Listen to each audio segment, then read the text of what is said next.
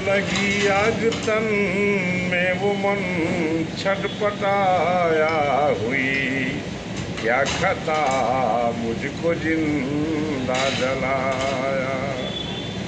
क्या यही ब्याह बंधन का व्यवहार है, शादी होता नहीं होता व्यापार है। क्या बात है, क्या बात है।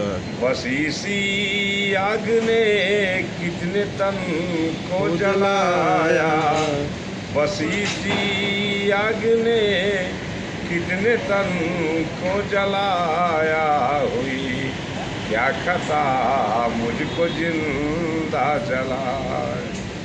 बस यही सोच कर, बस यही क्या यही ब्याह बंधन का व्यवहार है, शादी होता नहीं होता व्यापार है।